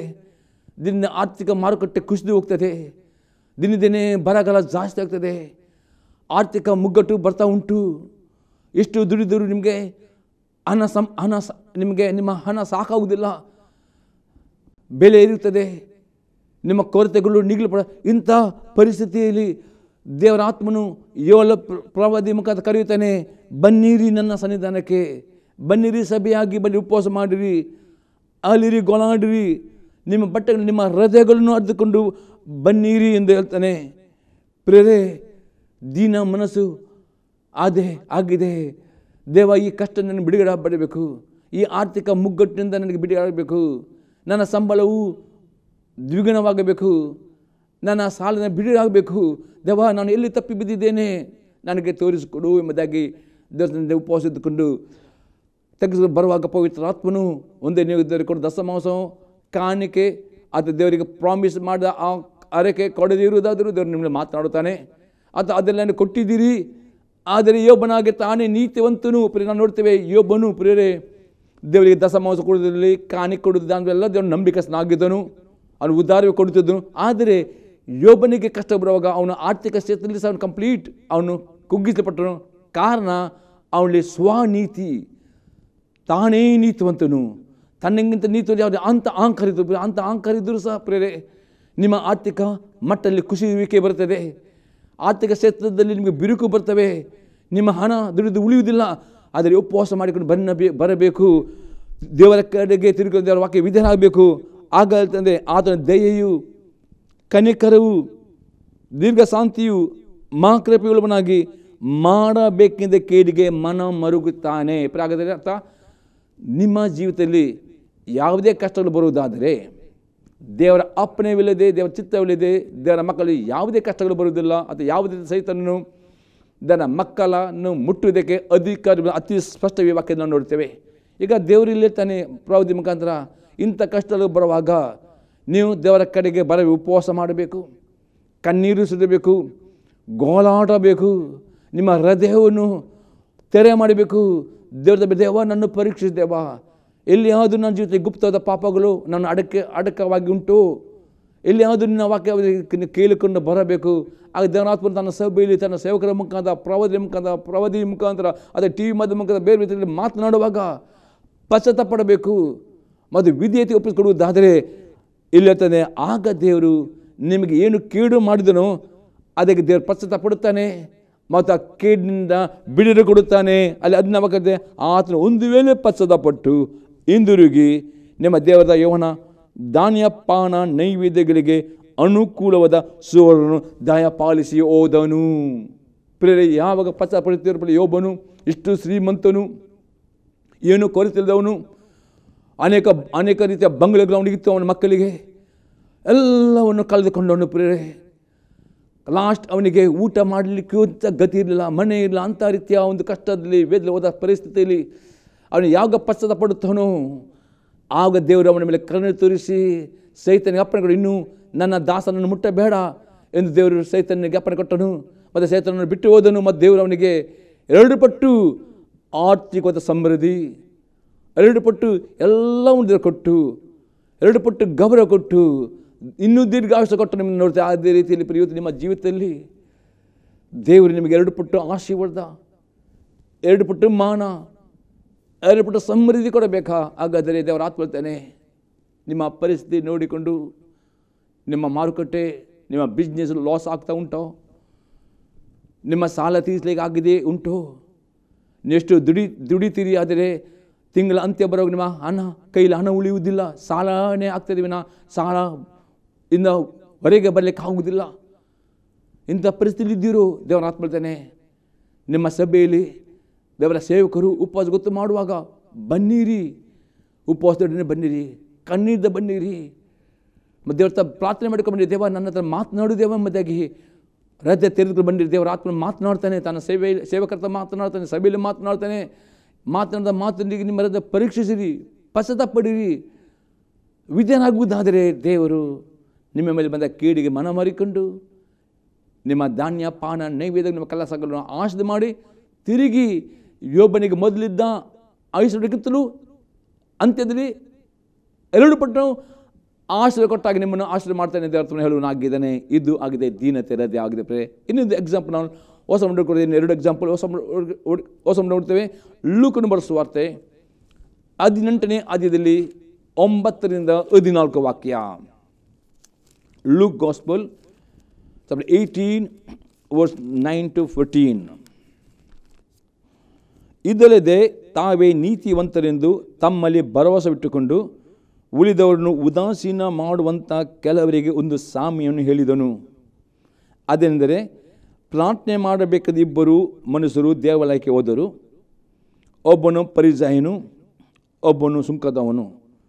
ಪರಿಸಾಯನು ನಿಂತುಕೊಂಡು ಪ್ರಾರ್ಥಿಸುವಾಗ ತನ್ನೊಳಗೆ, ದೇವರೇ, ಸುಳ್ಳುಕೊಳ್ಳುವವರು, ಅನ್ಯಾಯಗಾರರು, ಆದರ ಮಾಡುವವರು ಆಗಿರುವ ಉಳಿದ ಜನರಂತೆ ನಾನಲ್ಲ, ಈ ಸುಂಕದವನಂತೆಯೂ ಅಲ್ಲ. ಆದುದರಿಂದ ನಿನಗೆ ಸ್ತೋತ್ರ ಮಾಡುತ್ತೇನೆ, ವಾರಕ್ಕೆ 2 ಅವರ್ತಿ ಉಪವಾಸ ಮಾಡುತ್ತೇನೆ, ನಾನು ಸಂಪಾದಿಸುವ ಎಲ್ಲದರಲ್ಲಿಯೂ 10 ಪಾಲು ಕೊಡುತ್ತೇನೆ ಅಂದುಕೊಂಡನು. ಆದರೆ ಆ ಸುಂಕದವನು ದೂರದಲ್ಲಿ ನಿಂತು ಆಕಾಶದ ಕಡೆ ಕಣ್ಣೆತ್ತಿ ನೋಡುವುದಕ್ಕೂ ಮನಸ್ಸಿಲ್ಲದೆ ಏದೇನು ಬಡುಕೊಳ್ಳುತ್ತಾ, ದೇವರೇ, ಪಾಪಿಯದನ್ನು ಕರುಣಿಸು ಅಂದನು. ಇವನು ನೀತಿವಂತನೆಂದು ನಿರ್ಣಯಿಸಲ್ಪಟ್ಟವನಾಗಿ ತನ್ನ ಮನೆಗೆ ಹೋದನು. ಆ ಪರಿಸೇನು ಅಂಥವನಿಗೆ ಹೋಗಲಿಲ್ಲ ಎಂದು ನಿಮಗೆ ಹೇಳುತ್ತೇನೆ. ತನ್ನನ್ನು ಹೆಚ್ಚಿಸಿಕೊಳ್ಳುವ ಪ್ರತಿಯೊಬ್ಬನು ತಗ್ಗಿಸಲ್ಪಡುವನು, ತನ್ನನ್ನು ತಗ್ಗಿಸಿಕೊಳ್ಳುವವನು ಹೆಚ್ಚಿಸಲ್ಪಡುವನು ಅಂದನು. ಇಲ್ಲಿ ಯೇಸು ಅತಿ ಸ್ಪಷ್ಟವಾಗಿ 2 ಪ್ರಾರ್ಥನೆ ಮಾಡಲಿಕ್ಕೆ ದೇವರ ಸಭೆಗೆ ದೇವಾಲಯ ಹೋಗ್ತಾರೆ.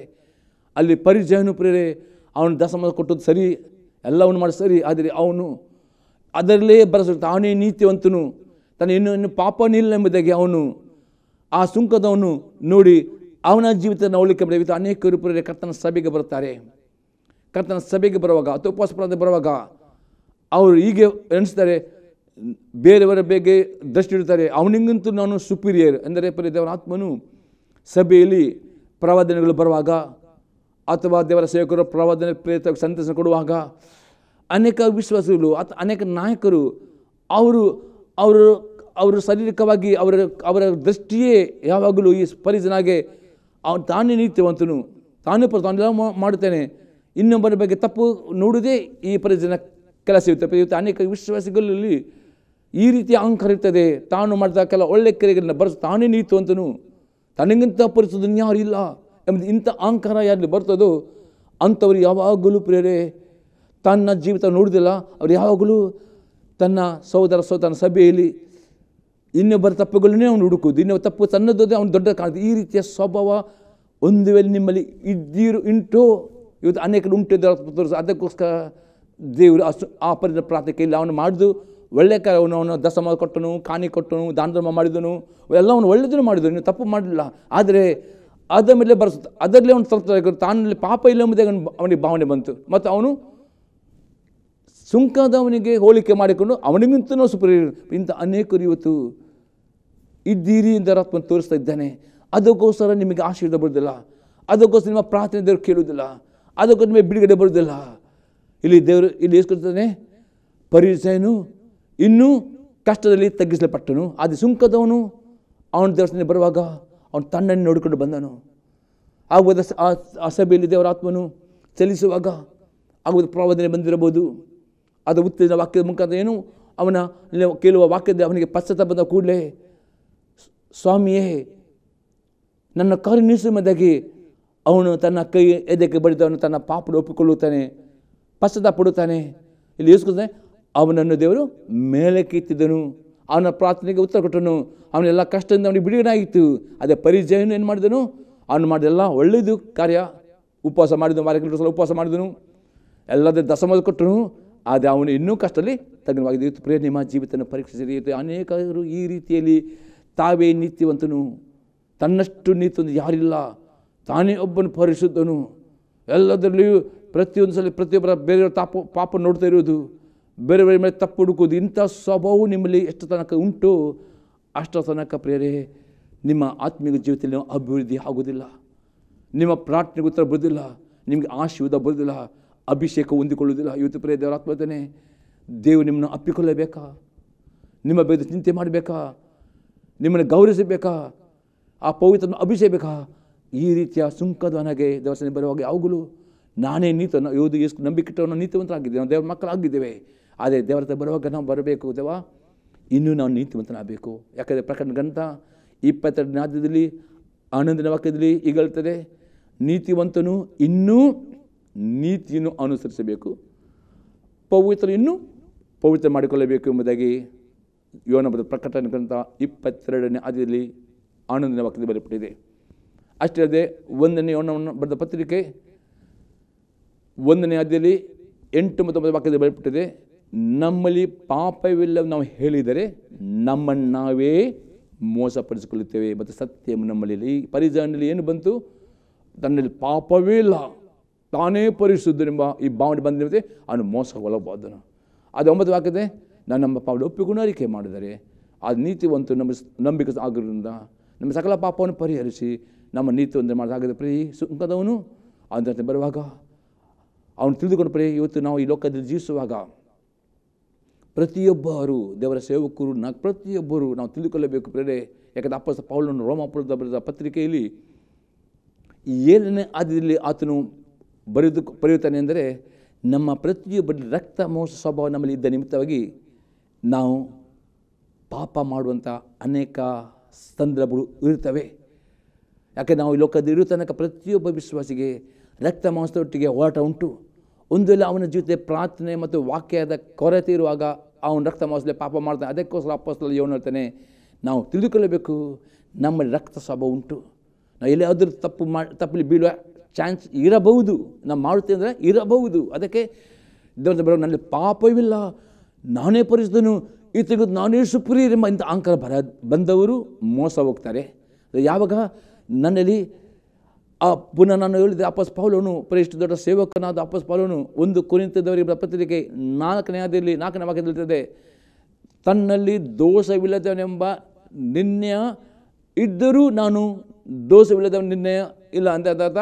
ಅವನು ಹೇಳ್ತಾನೆ, ನನ್ನಲ್ಲಿ ದೋಷ ಉಂಟು, ನನ್ನ ಹೃದಯ ನಿರ್ಣಯ ಕೊಡದಿದ್ದರೂ ಸಹ ಅದರ್ಥ ಅಲ್ಲ ನಾನು ಪಾಪ ಮಾಡಿ. ಅದರ್ಥ ನನ್ನ ವಾಕ್ಯ ಓದಿರ್ತೇನೆ. 1 ಕೊರಿಂಥದವರಿಗೆ ಬರೆದ ಪತ್ರಿಕೆ 4ನೇ ಅಧ್ಯಾಯದಲ್ಲಿ 3-4ನೇ ವಾಕ್ಯದ ಅಪ್ಪಸ್ತಲ ಪೌಲನು ತನ್ನ ಬಗ್ಗೆ ಹೇಳ್ತಾನೆ, ನನಗಾದರೂ ನಿಮ್ಮಿಂದಾಗಲಿ ಮನುಷ್ಯರು ನೇಮಿಸುವ ದಿನದಲ್ಲಾಗುವ ನ್ಯಾಯ ಸಭೆಯಿಂದಾಗಲಿ ವಿಚಾರಣೆ ಆಗುವುದು ಅತ್ಯಲ್ಪ ಕಾರ್ಯವಾಗಿದೆ. ನಾನು ನನ್ನನ್ನು ವಿಚಾರಿಸಿಕೊಳ್ಳುವುದಿಲ್ಲ, ನನ್ನಲ್ಲಿ ದೋಷವಿದೆ ಎಂದು ಬುದ್ಧಿಗೆ ತೋರುವುದಿಲ್ಲವಾದರೂ ದೋಷವಿಲ್ಲದವನೆಂಬ ನಿರ್ಣಯವು ಇದರಿಂದ ಆಗುವುದಿಲ್ಲ. ನನ್ನ ಬುದ್ಧಿಗೆ ನನ್ನಲ್ಲಿ ದೋಷವಿದೆ ಎಂದು ನನ್ನ ಬುದ್ಧಿಗೆ ತೋರುವುದಿಲ್ಲವಾದರೂ ದೋಷವಿಲ್ಲದವನೆಂಬ ನಿರ್ಣಯವು ಇದರಿಂದ ಆಗುವುದಿಲ್ಲ, ನನ್ನನ್ನು ವಿಚಾರಣೆ ಮಾಡುವನು ಕರ್ತನೇ. ಮತ್ತು 5ನೇ ವಾಕ್ಯದಲ್ಲಿದೆ, ಆದ ಕಾಲಕ್ಕೆ ಮೊದಲು ಯಾವುದು ಕುರಿತು ತೀರ್ಪು ಮಾಡಬೇಡಿರಿ, ಕರ್ತನ ಬರುವ ತನಕ ತಡೆಯಿರಿ. ಆತನ ಕತ್ತಲೆಯಲ್ಲಿರುವ ಗುಪ್ತ ಕಾರ್ಯಗಳನ್ನು ಬೆಳಕಿಗೆ ತರುವನು, ಹೃದಯದ ಯೋಚನೆಗಳನ್ನು ಪ್ರತ್ಯಕ್ಷಪಡಿಸುವನು. ಆ ಕಾಲದಲ್ಲಿ ಪ್ರತಿಯೊಬ್ಬನೇ ಬರತಕ್ಕ ಹೋಗಲಿಕ್ಕೂ ದೇವರಿಂದ ಬರುವುದು. ಅದಕ್ಕೋಸ್ಕರ ಪ್ರಿಯರೇ, ನಾವು ತಿಳಿದುಕೊಳ್ಳಬೇಕು, ನಾವು ಲೋಕದಲ್ಲಿ ಜೀವಿಸ್ತನಕ ನಮ್ಮ ಒಳಗೆ ರಕ್ತ ಸ್ವಭಾವ ಉಂಟು. ಅದಕ್ಕೋಸ್ಕರ ನಾವು ಪಾಪವೇ ಮಾಡುವುದಿಲ್ಲ ಎಂಬುದಾಗಿ ನಮ್ಮ ಅಹಂಕಾರ ಬರದೆ ನಾವು ಯಾವಾಗಲೂ ಎಚ್ಚರಿಕೆಯಿರಬೇಕು. ದೇವರ ಬರುವಾಗ, ದೇವಾ ನನ್ನ ಪರೀಕ್ಷಿಸು, ದೇವಾ ನಾನು ಶೋಧಿಸಿ ಅಂತ ತಗ್ಗಿಸುವಿಕೆ ಬರಬೇಕು. ಆಗ ಮಾತ್ರ ದೇವರು ಆತ್ಮನು ನಮ್ಮಲ್ಲಿರುವ ಪಾಪದ ಬಗ್ಗೆ ನಮಗೆ ಮನವರಿಕೆ ಕೊಡುವ ನಾವು ಒಪ್ಪಿಕೊಳ್ಳುತ್ತೇವೆ, ಅರಿಕೆ ಮಾಡ್ತೇವೆ, ನಾವು ತಗ್ಗಿಸಲ್ಪಡ್ತೇವೆ, ನಾವು ನೀತಿವಂತರಾಗ್ತೇವೆ. ಇಲ್ಲದಿದ್ದರೆ ಅಹಂಕಾರಿಗಳನ್ನು ದೇವರು ಹಾಗೆ ಮಾಡುತ್ತಾನೆ. ದೀನರಿಗೆ ಆದರೂ ಕೃಪೆಂತರು ಹಾಗಾದರೆ ಪ್ರಿಯರೇ, ಆ ಸುಂಕದವನ ಹಾಗೆ ಯಾವ ನಿಮ್ಮ ಹೃದಯ ಇದ್ದರೆ ಮಾತ್ರವೇ ದೇವರು ನಿಮ್ಮನ್ನು ಯಾವಾಗಲೂ ಮೇಲನರಾಗೆ ಮಾಡ್ತೀರಿ, ತಲೆಯನ್ನಾಗೆ ಮಾಡ್ತಾನೆ ವಿನ ನೀವು ಅನೇಕರು ಕೊಡುವರಾಗಿ ಬಿಡ್ತಾನೆ. ನೀವು ಸಾಲಗಾರರಲ್ಲ, ನೀವೆಲ್ಲ ಆಶೀರ್ವಾದವನ್ನು ಹೊಂದಿಕೊಳ್ಳುವರಾಗ್ತೀರಿ ಪ್ರಿಯರೇ. ಇಂಥ ದೀನತೆ ನಿಮ್ಮಲ್ಲಿ ಬರಬೇಕು ಎಂಬುದಾಗಿ ದೇವರ ಆತ್ಮನು ಇವತ್ತು ಹೇಳುವನಾಗಿದೆ. ಯಾರ ಬಗ್ಗೆ ತೀರ್ಪು ಮಾಡಬಾರದು ಪ್ರಿಯರೇ, ತೀರ್ಪು ಮಾಡಬೇಡಿರಿ, ನಿಮ್ಮ ಬಗ್ಗೆ ತೀರ್ಪು ಮಾಡಿ. ತೀರ್ಪು ಮಾಡೋ ಅಧಿಕಾರ ದೇವರು ನಿಮಗೆ ಕೊಡಲಿಲ್ಲ. ದೇವರ ಮಕ್ಕಳಿಗೆ ಕೊಟ್ಟ ಅಧಿಕಾರ ತೀರ್ಪು ಮಾಡಲಿಕ್ಕೆ ನೀವು ಕೇಳುವ ಈ ಬೋಧನೆ ಪ್ರಿಯರೇ, ಈ ದೇವರ ವಾಕ್ಯ ಅನುಗುಣ ಉಂಟೆ ಎಂಬುದಾಗಿ ಈ ವಾಕ್ಯವನ್ನು ನಿಮ್ಮ ಬೈಬಲ್ ಓದಿ ನೋಡಿರಿ, ಅದು ನೀವು ತೀರ್ಪು ಮಾಡೋ ಅಧಿಕಾರ ಉಂಟು. ನಿಮಗೆ ಯಾರು ಪ್ರವಾದನೆ ಮಾಡುವಾಗ ಆ ಪ್ರವಾದನೆ ಪವಿತ್ರ ಪ್ರೇರಿತರಾಗಿ ಬಂತೋ ಇಲ್ಲ ಎಂಬುದಾಗಿ ವಾಕ್ಯದಿಂದ ಹುಡುಕಿ ತೀರ್ಪು ಮಾಡಬಹುದು. ಅದು ಬಿಟ್ಟು ಬೇರೆ ಇವರನ್ನು ನೋಡಿ ಅವರ ಜೀವಿತವು ಈಗ ಪರಿಸರವನ್ನು ಸುಂಕದವನ ಜೀವಿತವನ್ನು ನೋಡಿ ತೀರ್ಪು ಮಾಡಿ ತಾನೇ ಅಂಥ ರೀತಿ ತೀರ್ಪು ಮಾಡದೆ ಸುಂಕದವನೇ ತೆಗೆಸಿಕೊಂಡು ಬಂದರೆ ಮಾತ್ರವೇ ದೇವರು ನಿಮ್ಮನ್ನು ಮೇಲೆ ಎತ್ತುವವನು ಆಗಿದ್ದಾನೆ. 3ನೇ ಸಂಗತಿ ನಾವು ನೋಡ್ತೇವೆ, ಐಕ್ಯತೆಯನ್ನು ಕಾಪಾಡಿಕೊಳ್ಳುವವರು ಆಗಬೇಕು. ಎಫೆಸ ದವರಿಗೆ ಪತ್ರಿಕೆ 4ನೇ ಆದ್ಯದಲ್ಲಿ 1-3 ವಾಕ್ಯ. ನೀವು ದೇವರಿಂದ ಕರೆಯಲ್ಪಟ್ಟವರಾದ ಕಾರಣ ಯೋಗ್ಯನಾಗಿ ನಡೆದುಕೊಳ್ಳಬೇಕೆಂದು ಕರ್ತನ ಸೇವೆಯಲ್ಲಿ ಸೇರೆಯನ್ನು ನಾನು ನಿಮ್ಮನ್ನು ಪ್ರಬೋಧಿಸ್ತೇನೆ. ನೀವು ಪೂರ್ಣ ವಿನಯ ಸಾತ್ವಿಕತ್ವಗಳಿಂದಲೂ ದೀರ್ಘ ಶಾಂತಿಯಿಂದಲೂ ಕೂಡಿದವರಾಗಿ ಪ್ರೀತಿಯಿಂದ ಒಬ್ಬರನ್ನೊಬ್ಬರು ಸಹಿಸಿಕೊಳ್ಳಿರಿ. ಸಮಾಧಾನ ಎಂಬ ಬಂಧನದಿಂದ ಕಟ್ಟಲ್ಪಟ್ಟವರಾಗಿದ್ದು ಪವಿತ್ರಾತ್ಮನಿಂದುಂಟುವ ಐಕ್ಯವನ್ನು ಕಾಪಾಡಿಕೊಳ್ಳೋದಕ್ಕೆ ಆಸಕ್ತರಾಗಿರಿ.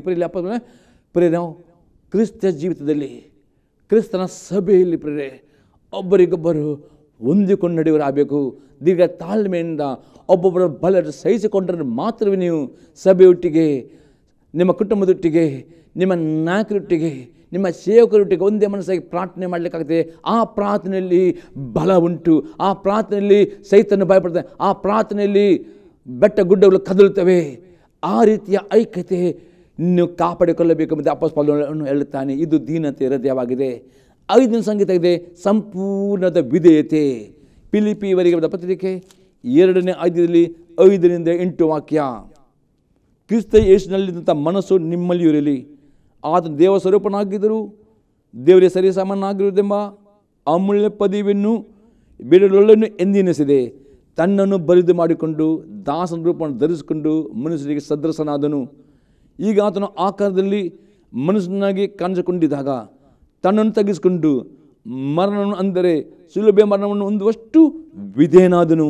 ಈ ಕಾರಣ ದೇವರು ಆತನನ್ನು ಅತ್ಯುನ್ನತ ಸ್ಥಾನಕ್ಕೆ ಏರಿಸಿದನು. ಹಾಗಾದರೆ ಪ್ರಿಯರೇ, ಯೇಸು ಕ್ರಿಸ್ತನನ್ನು ತಂದೆ ದೇವರು ಅತ್ಯುನ್ನತ ಸ್ಥಾನಕ್ಕೆ ಏರಿಸಿ ಆತನ ಹೆಸರಿಗೆ ಭೂಮಿ ಪಾತಾಳ ಪರಲೋಕದಲ್ಲಿ ಆತನ ಹೆಸರು ಅಡ್ಡ ಬೀಳುವಂಥ ಒಂದು ಉನ್ನತ ಸ್ಥಾನ ತರಲಿಕ್ಕೆ ಒಂದೇ ಕಾರಣ ಅಲ್ಲಿ ಯೇಸು ಕ್ರಿಸ್ತನು ಮಾಡ್ತಾನೆ. ಯೇಸು ಕ್ರಿಸ್ತನು ದೇವರ ಮಗನಾಗಿದ್ದರೂ ಸಹ ಪರಿಪೂರ್ಣ ತಗ್ಗಿಸಿಕೊಂಡು ದೇವರ ಚಿತ್ತಕ್ಕೆ ವಿಧೇಯನಾಗಿ ಶಿಲುಬೆ ಮರಣವನ್ನು ಹೊಂದುವಷ್ಟು ವಿಧೇಯನಾದ. ಇವತ್ತು ದೀನತೆ ಹೃದಯದ ಇನ್ನೊಂದು ಅರ್ಥ ಆಗಿದೆ ಪರಿಪೂರ್ಣ ವಿಧೇಯತೆ. ಯೇಸು ಕ್ರಿಸ್ತನು ಪ್ರೇರೆ ಹೊಸ ನಂಬಿಕೆಯಲ್ಲಿ ಅಲ್ಲಿ ಎಲ್ಲ ದಶಾಜ್ಞೆಗಳನ್ನು ಅವನು ಪುನರಾವರ್ತನೆ ಮಾಡಿದ್ದಾನೆ. ಇನ್ನೂ ಅದಕ್ಕೆ ಎಕ್ಸ್ಟ್ರಾವಾಗಿ ಆಜ್ಞೆ ಕೊಟ್ಟಿದ್ದಾನೆ. ಪೌಲ ಪತ್ರಿಕೆಯಲ್ಲಿ ಅನೇಕ ಆಜ್ಞೆ ಕೊಟ್ಟಿದ್ದಕ್ಕೆ ಹೊಸ ನಂಬಿಕೆ 1000ಕ್ಕಿಂತಲೂ ಹೆಚ್ಚು ಆಜ್ಞೆಗಳು ಉಂಟು. ಪ್ರೇರೆ ಆ ದೀನತೆ ಹೃದಯದ ಅರ್ಥವಾಗಿದೆ. ದೇವರ ವಾಕ್ಯ ಓದುವಾಗ, ಪ್ರತಿ ಸಲ ಓದುವಾಗ, ಕೇಳುವಾಗ ಆಜ್ಞೆಗಳನ್ನು ಗಮನದಲ್ಲಿಟ್ಟಬೇಕು. ಮತ್ತು ಪ್ರತಿಯೊಂದು ಆಜ್ಞೆಗೆ ಪರಿಪೂರ್ಣ ವಿಧೇಯರಾಗುತ್ತಿರೋ ಅದುವೇ ದೀನತೆ ಹೃದಯ. ಅಂಥ ದೀನರು ಅತಿ ಉನ್ನತವಾದ ಆಶೀರ್ವಾದ, ಅತಿ ಉನ್ನತವಾದ ಸ್ಥಾನಕ್ಕೆ, ಅತಿ ಉನ್ನತವಾದ ಗೌರವ, ಅತಿ ಉನ್ನತ ಅಭಿಷೇಕ ಕೊಡುವವನಾಗಿದ್ದಾನೆ. ಅಂಥವ್ರ ಬಗ್ಗೆ ಚಿಂತಿಸ್ತಾನೆ, ಅಂಥವನ್ನು ಅಪ್ಪಿಕೊಳ್ಳುತ್ತಾನೆ, ಅಂಥವರಿಗೆ ಗೌರವಿಸ್ತಾನೆ, ಅಂಥವ್ರ ಸಂಗ ದೇವರು ಇರ್ತಾನೆ. ಆಗದೆ ಈ ದೀನತೆ ನಿಮ್ಮಲ್ಲಿ ಬೇಕು. ಆಗ ದೇವರು ನಿಮ್ಮ ಲಕ್ಷ್ಯ ನೆಮ್ಮದಿಗೆ ಅರ್ಥವಾಗಿದೆ. ದೇವರ ನಮ್ಮ ಸ್ತೋತ್ರವಾಗಿದೆ. ಈ ಸಂತೆ ನಿಮ್ಮ ಜೀವಿತದಲ್ಲಿ ನಿಜವಾಗಿ ಗೊತ್ತಿನ ಹೋಗಿ ನಿಮ್ಮ ಅಭಿಪ್ರಾಯ ತಿಳಿಸಿರಿ. ನಿಮಗೆ ನಾವು ಪ್ರಾರ್ಥನೆ ಮಾಡ್ತೇವೆ. ನಾವು ಪ್ರಾರ್ಥನೆ ಮಾಡೋಣ. ಪರಲೋಕದಲ್ಲಿ ತಂದೆ ದೇವರೇ, ನೀವು ಸ್ತೋತ್ರ ಸಲ್ಲಿಸ್ತೇನೆ, ಕೊಂಡಾಡ್ತೇನೆ. ಈ ಸಂತೆಗೆಲ್ಲ ಪ್ರತಿಯೊಬ್ಬರ ಮಕ್ಕಳಲ್ಲಿ ನೀನು ಅವನು ತಗ್ಗಿಸುವಿಕೆ ಹೃದಯ, ದೀನತೆ ಹೃದಯವನ್ನು ಕೊಡಬೇಕು. ಮತ್ತು ಪ್ರತಿಯೊಬ್ಬ ದೀನರನ್ನು ಲಕ್ಷ್ಯಕ್ಕೆ ತಗೊಳ್ಳಬೇಕು ನಾನು ಬೇಡ್ಕೊಳ್ತೇನೆ. ಪ್ರತಿ ದೀನರು ಆಶೀರ್ವಾದ ಮಾಡಬೇಕು ನಾನು ಬೇಡ್ಕೊಳ್ತೇನೆ. ಯೇಸು ಕ್ರಿಸ್ತನ ನಾಮದಲ್ಲಿ ಆಮೇನ್. ನಾನು ತಿಳಿಸಿ ಬೇಡ್ಕೊಳ್ಳುವ ತಂದೆಯವರ ಪ್ರೀತಿಯು, ಯೇಸು ಕ್ರಿಸ್ತನ ಕೃಪೆಯು, ಪವಿತ್ರ ಅನ್ಯೋನ್ಯತೆಯು ಸದಾ ಕಾಲವು ಎಲ್ಲರಿಗೂ ಪ್ರತಿಯೊಬ್ಬ ಸಂಘದಲ್ಲಿ ಆಮೇನ್. Price the lord.